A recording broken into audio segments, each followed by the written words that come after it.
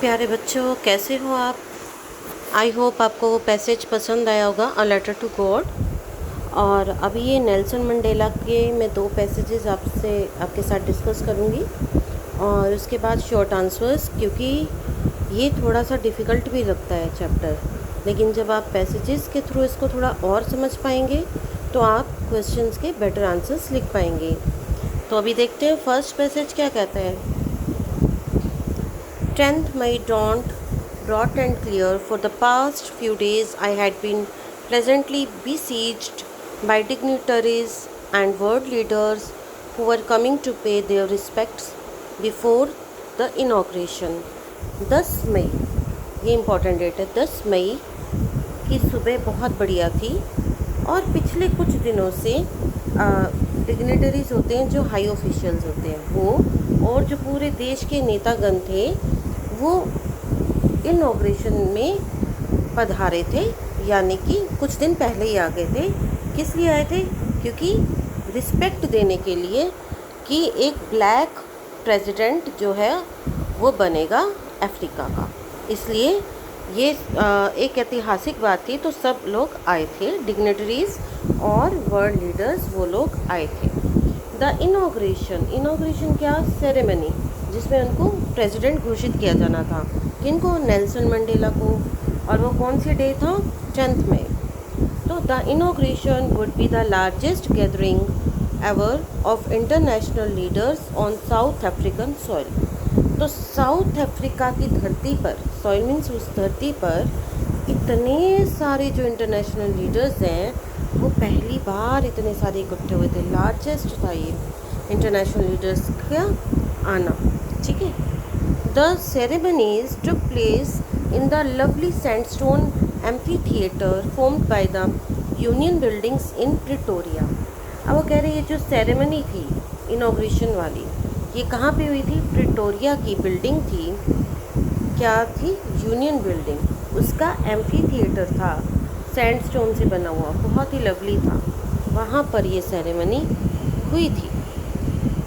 ये प्रिटोरिया आप याद रखेंगे, ठीक है। 4 decades this had been the seat of white supremacy. पिछले कई दशकों से, डिकेड होता है दशक, 10 years का एक डिकेड होता है, ये जो है वाइट सुप्रीमेसी की सीट रही, यानी कि गोरे लोगों ने इस पर राज किया था। And now it was the site of a rainbow gathering of different colours and Nations.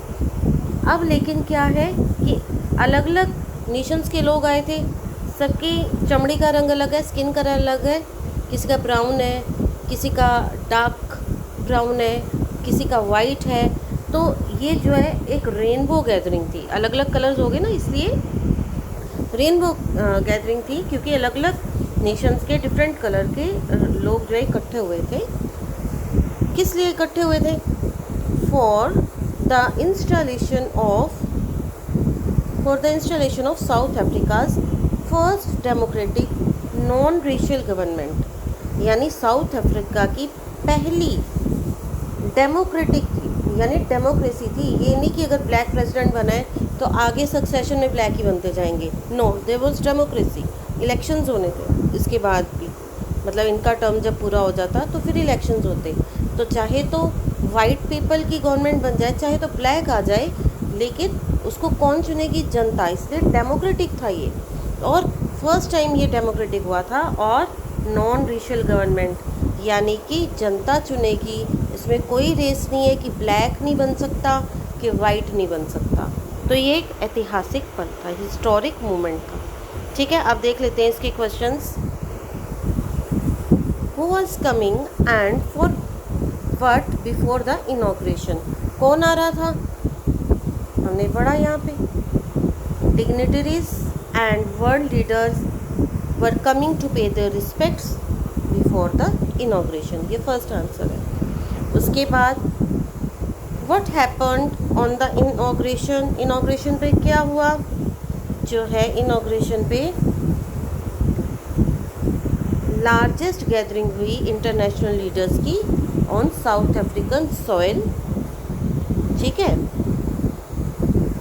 उसके बाद और वहाँ पर साउथ अफ्रीका की first democratic and non racial government बनी.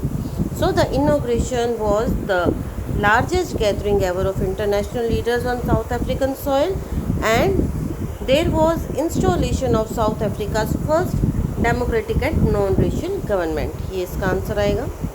उसके बाद find out the word that means the same as commencement.